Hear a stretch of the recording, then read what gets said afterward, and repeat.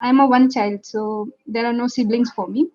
सारे एक्सपेक्टेशंस मुझ पे रहते हैं कि यही जॉब करना है, यही डॉक्टर बन जाएगी, यही इंजीनियर करेगी, वैसे like that I am not able to cope up with that. Like बहुत सारे एक्सपेक्टेशन रहते हैं। अब पोस्ट ग्रेजुएशन भी हो चुका है, तो it's like I am looking for jobs, they are expecting me to find in abroad as well as here. If I get that job in Bangalore, I got it actually, but they're not ready to send me. It's like they're binding me from all the four sides. They're not giving me opportunity to be independent. At the same time, they're expecting me to be independent. उसमें क्या होता है कि frustration irritation आ जाते हैं उनके ऊपर भी और खुद के ऊपर भी। ज्यादातर इंडियन पेरेंट्स में ये प्रॉब्लम देखने को मिलेगी, बिकॉज यहाँ पर क्या होता है, जो पेरेंट्स होते हैं वो बहुत ही ज्यादा पोजेसिव होते हैं अपने बच्चों को लेकर के। ये एक मायने में अच्छा भी है और एक मायने में बुरा भी है। अच्छा क्यों है कि अगर कभी एक्चुअल में आपकी लाइफ में कोई भी प्रॉब्लम आई तो सबसे पहले जो आपके लिए एक सपोर्ट सिस्टम होगा या कोई अनकंडीशनली आपके लिए खड़े होंगे तो वो आपके पेरेंट्स हैं। ये इंडियन पेरेंट्स की खास बात है। वो ये नहीं कहेंगे कि नहीं तुम अब अपने आप हैंडल करो, अब तुम बड़े हो गए हो ना। Even if you are 40 years old और आपको कोई प्रॉब्लम हो गई तो आपके पेरेंट्स आपके लिए खड़े हैं उस वक्त भी। ये इंडियन पेरेंट्स की खास बात है। That is one. ये प्लस पॉइंट है।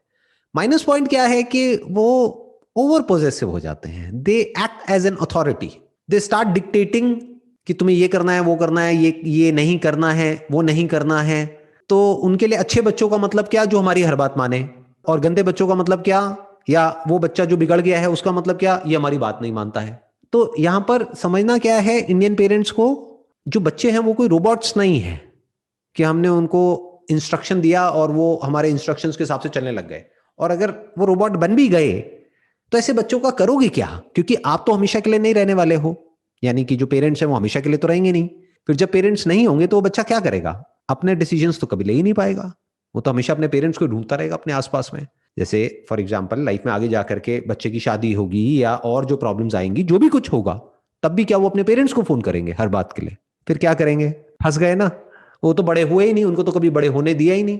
बड़े कैसे होते हैं, स्ट्रगल करके, चैलेंजेस को फेस करके, अननोन टेरिटरी में जा करके, कुछ ऐसा करके जो हमने पहले नहीं किया है, कुछ ऐसा करके जिसमें थोड़ा रिस्क हो, कैलकुलेटेड रिस्क हो, तभी तो ग्रोथ होती है।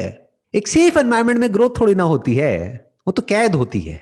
अब सवाल उठता है कि अगर हमारे ऐसे पेरेंट्स हैं तो हम क्या करें। तो आपको अपने आप से क्वेश्चन पूछना है कि आपके लिए इंपॉर्टेंट क्या है।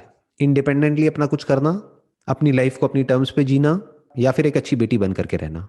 दोनों ऑप्शंस है। अच्छी बेटी का मतलब क्या है पेरेंट्स के पॉइंट ऑफ व्यू से देखा जाए तो, जो हमारी बात माने। तो जैसे ही आप अपना कुछ करोगे, इंडिपेंडेंटली अपने कुछ ऐसे डिसीजंस लोगे जो आपके पेरेंट्स के डिसीजन से अलग है, तो आप एक बुरी बेटी हो, आप अच्छे नहीं हो। तो आपको कुछ टाइम के लिए एक कॉन्फ्लिक्ट से होकर के निकलना पड़ेगा, कुछ फ्रिक्शन होगा, कुछ लड़ाई झगड़े होंगे, but that is part of life. उसी को तो हैंडल करना है, वही तो सीखना है कि उसको हैंडल कैसे करें। उससे डरना क्यों है। एक बात पक्की है कि आप कुछ गलत तो नहीं करने वाले। आप क्या बात कर रहे हो कि मेरे को, अभी मैं एक ऐसे टाउन में रहती हूँ जो सिटी से थोड़ा सा दूर है, तो मेरे को वहां पर जाकर के जॉब करनी है, मेरे को मिल रही है जॉब, तो इसमें गलत क्या है? Nothing wrong with it. तो fight for it, fight for what is right, what is your right. You are now an adult, you are no more a child. Ideally क्या होना चाहिए कि जब बच्चा 18 साल से ऊपर हो जाता है तो पेरेंट्स को बिल्कुल भी इंटरफेयर नहीं करना चाहिए बच्चे के डिसीजंस में। बस पेरेंट्स को बता देना चाहिए कि हमारे पास पे इतने रिसोर्सेज हैं तुम्हारे लिए। क्योंकि ऐसा भी ना हो ना कि वो बच्चा कोई ऐसे डिसीजंस ले ले कि वो पेरेंट्स खुद प्रॉब्लम में आ जाए। बट आप तो ऐसा कुछ करने की बात कर ही नहीं रहे हो। You are not talking about business, you are talking about a simple job, जहां पर आप जाओगे, आपको सैलरी मिलेगी, उसी सैलरी से आप अपना खर्चा उठाओगे, यानी घर रेंट पे लोगे, जो भी कुछ करोगे अपने बेस पर करोगे, और फिर आगे बढ़ोगे अपनी लाइफ में। अरे ये तो करना ही चाहिए, अभी नहीं करोगे तो कब करोगे? वो प्रॉब्लम हो रहा है तो लड़ो अपनी प्रॉब्लम के लिए। आज नहीं लड़ोगे तो कब लड़ोगे? पेरेंट्स हैं आपके, आप ही तो लड़ोगे अपने पेरेंट्स से। अब लड़ो मतलब ये नहीं कि चीखो चिल्लाओ वट, मतलब फेस करो ना उनको, बात करो उनके साथ बैठ करके, उनको अपना पॉइंट समझाओ, एक्सप्रेस करो, tell it to them that this is what I want. कई बार लाइफ में क्या होता है कि वो लोग जो हमको सबसे ज्यादा प्यार करते हैं वो हमें आगे बढ़ने से रोकते हैं। क्यों? अपने डर की वजह से, कि कहीं इसके साथ ये ना हो जाए, वो ना हो जाए, वो ना हो जाए, वो ना हो जाए। आप उनको समझाओ कि अगर देखो कुछ गलत होना होगा तो वो यहां पर रह करके भी हो जाएगा। ऐसा तो नहीं है ना कि अभी जहां हम रह रहे हैं वो जगह बिल्कुल सेफ है, या फिर आप 24 घंटे मेरे साथ रहते हो और मेरे को प्रोटेक्ट कर लोगे। आप मेरे बॉडीगार्ड तो नहीं हो। तो अगर मैं वहां जाती हूं और अपने बेस पर कुछ करती हूं, at least I have an experience in my life जिसके बेस पर मैं फ्यूचर में कभी भी इंडिपेंडेंटली कुछ भी कर सकती हूँ। अगर अभी आपको एक्सपीरियंस होगा ही नहीं, और सोचो कुछ टाइम में, जैसा टिपिकली इंडिया में होता है कि आपकी शादी हो जाएगी और फ्यूचर में कभी आपको जरूरत पड़ी इंडिपेंडेंटली कभी कुछ करने की, तो कैसे करोगे? अभी जो एज थी उसमें तो कभी कुछ किया ही नहीं। तो तब अगर किसी वजह से करना पड़ गया अकेले, तो आप तो बिल्कुल ही डर जाओगे, आप कहोगे ये क्या हो गया। उस वक्त आपके पेरेंट्स क्या करेंगे? उनको बोलो कि लाइफ में कभी तो जरूरत पड़ सकती है ना। ज्यादातर क्या होता है इंडिया में कि लड़कों को तो बोल देते हैं कि हाँ तुम जाओ जहां जाना है, लड़कियों को रोक देते हैं और लड़कियां रुक भी जाती हैं। अरे तो लड़ो अपनी राइट के लिए, you have the right, legally you are eligible to do what you feel like doing, as far as that is in the legal boundary, as far as you are not doing something illegal। आप एक सही काम करने वाले हो जो आपके future के लिए अच्छा है और जो अल्टीमेटली उनके लिए भी अच्छा है, क्योंकि वो भी तभी फ्री हो पाएंगे, वो कब खुश रह पाएंगे जब आप खुश रहोगे। और खुश रहता कौन है इस दुनिया में? वो जो इंडिपेंडेंट है, जो किसी पर डिपेंड हो गया है, वो खुश कैसे रहेगा?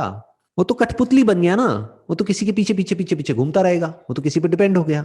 So stand up for what is right, what is your right. वैसे भी अगर ऐसे टोकते रहते हैं तो क्या होता है कि we will mask our self, उनसे छुपाते हैं अच्छे काम के लिए, लेकिन हमको जो करना है वो करते हैं लेकिन छुपाते हैं उनसे। वैसे बन जाता है सिचुएशंस, और फिर वो आके कहते हैं कि अच्छा क्या कर रही हो, हम फिर से उसे छुपाना पड़ता है। प्रॉब्लम क्या होती है कि हम कभी भी कॉन्फ्लिक्ट को फेस नहीं करते हैं, हम डरते हैं कॉन्फ्लिक्ट से। तो अगर आपने कभी कॉन्फ्लिक्ट को फेस ही नहीं किया है और फिर आगे जाकर के लाइफ में कई तरह के कॉन्फ्लिक्ट्स आएंगे, तो आप फेस ही नहीं कर पाओगे। अगर उसकी तैयारी करनी है तो अभी करनी है, this is the right time.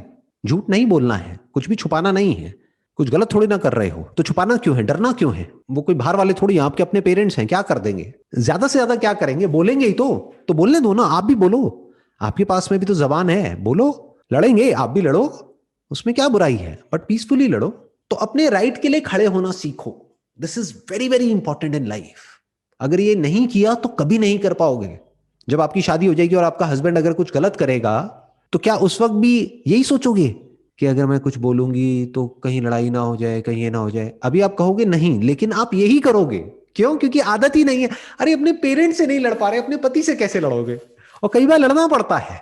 कई बार अपना जो पॉइंट है, अपने पॉइंट को भी छोड़ो, आपका पॉइंट तो आपका पॉइंट ऑफ व्यू हो गया, for what is right and what is wrong universally, उसके लिए स्टैंड लेना पड़ता है।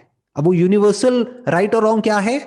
जो सामने वाला पर्सन चाहता है कि अगर मैं भी इसी सिचुएशन में हूं तो सामने वाला मेरे साथ में ऐसे बिहेव करे, और वो वैसे बिहेव नहीं कर रहा है, तो वो गलत है।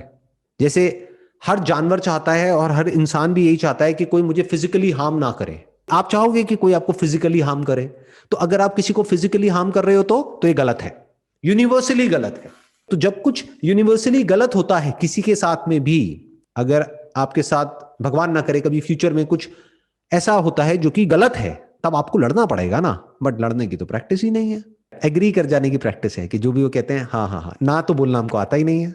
बोलना सीखो, नहीं नहीं मतलब नहीं, जो आप कह रहे हो वो मैं नहीं करूंगी और मैं ये ही करूंगी, बट कुछ गलत नहीं करूंगी और बता करके करूंगी, कुछ भी छुपाऊंगी नहीं आपसे। आज तक मैंने छुपाया वो मेरी गलती थी, अब से मैं नहीं छुपाऊंगी, ना आपसे ना किसी से भी। सच बोलने में कैसा डर, सही काम करने में कैसा डर? अरे दुनिया में लोग गलत काम करने वाले नहीं डर रहे, सही काम करने वालों को क्यों डरना चाहिए? मुझे तो समझ नहीं आता।